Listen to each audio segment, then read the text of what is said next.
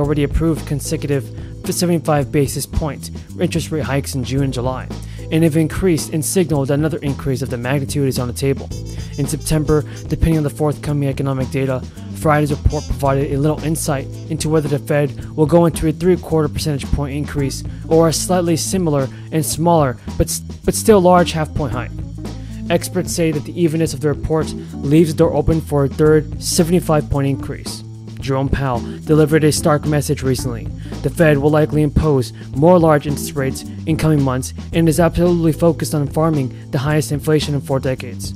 Powell acknowledged that the Fed's continued tightening of credit will cause pain for many households and businesses, and its higher rates further slow the economy and potentially lead to job losses. Everybody, look at what President Biden is going to do about the fourth stimulus check. Here it is. According to the Senior Citizens League, there could be a Social Security increase of nearly 10% in 2023 just to keep up with inflation. July's Consumer Price Index reported that inflation was up 8.5% over the past year. It has made more difficult for people living on fixed incomes and those relying on Social Security benefits to survive. The COLA for 2023, when it is released, will be based on the third quarter data from the CPIW. The COLA announcement for 2023 is anticipated to be around October 13th, after the September CPI report is released. If the September CPI report shows higher than expected inflation, there is the possibility that the 2023 COLA will go up to 10.1%. If the COLA goes up to that percentage, it will be the first time it has reached double digits since '82, when the COLA hit 11%. Social Security recipients received a 5.9% COLA boost in 2022, which was a substantial increase from the previous 2 years. According to the Social Security Administration, the average monthly benefit as of July 22nd is $1,500. A Minnesota Democrat is also pushing Congress to eliminate federal taxes on Social Security. Democratic Representative Angie Craig recently introduced the You Earned It, You Keep It Act to repeal federal taxes on Social Security beneficiaries. She told reporters eliminating this tax will help Social Security beneficiaries go further and ensure that American retirees have all the resources they need after a lifetime of hard work. The cut will be paid for by raising the payroll tax to $250,000 or more for a year. Currently, wages over $147,000 are exempt from Social Security payroll tax, and the bill has not been introduced in Congress yet, but would face strong opposition from Republicans. Social Security recipients also who earn more than $25,000 for an individual or $32,000 for a married couple filing jointly are up on taxes up to 85% of their benefits. And below those thresholds, your benefits are not taxed. According to AARP, about 56% of the Social Security recipients owe income taxes on their benefits. SSI beneficiaries will get an extra payment this month, as September is one of the 3 months when the benefit is paid twice. This labor secretary, laborers union activist, carried a union card before he came, I think he still does, as Secretary of Labor. Contrast that with the Trump Secretary of Labor, who worked for one of the major world leaders in union busting, who made millions of dollars a year by busting unions. We took on big oil.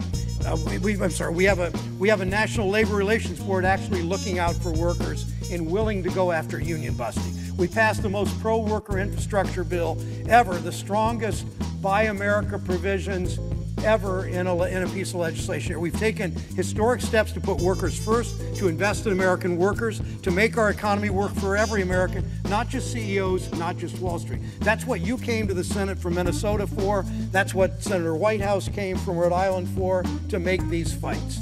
We passed the CHIPS Act to bring our supply chains home, to bring down prices for American families, to create thousands, tens of thousands of good-paying union jobs in Ohio and across the country. This groundbreaking, it's that President Biden and I and Congressman Ryan and others are going to do this Friday in Licking County, Ohio, will mean, at a minimum, 5,000 good-paid union building trades jobs. Carpenters, electricians, pipe fitters, laborers, ultimately millwrights, so many others, at least 5,000 over the next 2 or 3 years that will last at least 10 years. Passing the CHIPS Act brings our supply chains home to bring down prices for American families. We passed the Inflation Reduction Act, taking on 3 of the most powerful specialist interests in Ohio and in Washington. We took on the big drug companies, big pharma, to bring down drug prices. We took on big oil to lower energy prices and create jobs, union jobs in the industries of the future. We took on Wall Street, finally taxing stock buybacks that reward CEOs and executives at the expense, always at the expense, Madam President, of workers and jobs. These are big wins for workers. Together, the biggest steps we've taken in decades to create an industrial policy that puts our most valuable resource, American workers, first. It counters the business model where corporations hopscotch the globe in search of lower wages and lower wages and lower wages. From the infrastructure bill, the CHIPS Act, the Inflation Reduction Act, we lay down a new marker. The technology of the future, from semiconductors to batteries to electric vehicles, will be developed in America, made in America by American workers. Hasn't been easy, our work's far from finished, but I'm optimistic. I see more momentum behind the labor movement than any time in my career. All over the country, more and more workers are seeing that unions are the best way to have a voice, from Starbucks to Amazon. 70% of Americans, I don't ever remember it being that high, 70% of Americans approve of unions, for sure the highest level of support in 50 years. More people than ever want to join a union. They know that carrying a union card, it means higher wages, it means better benefits, it means better working conditions, it means more control, particularly for young families or families taking care of an aging parent, more control over your schedule. We know what workers are up against when they organize. You can't just cancel debt. There's no magic wand that will make it disappear. Every dollar that was borrowed will eventually have to be paid back by someone. But President Biden has just shifted the burden of who that someone will be.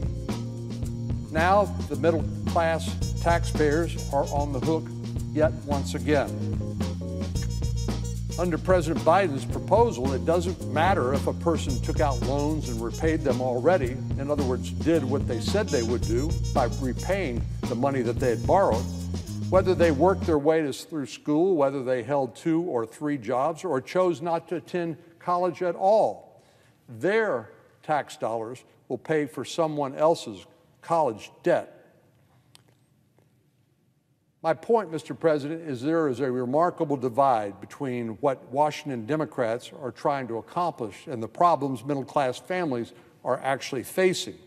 Families are struggling to put food on the table, and our Democratic colleagues are spending hundreds of billions of dollars on climate initiatives. This reminds me of a few years ago, a social movement by the so-called Yellow Jackets, a mosaic of French working class people who felt disenfranchised from the urban elite, who, as they said, can focus on the end of the world while we're worrying about the end of the month. That's what average working families in Texas and across the country are concerned about. How do we get to the end of the month with enough money to put food on the table and gas in the tank? Workers can't afford a full tank of gas, and Democrats are forcing them to subsidize electric vehicles for the wealthy. People are worried about how much they're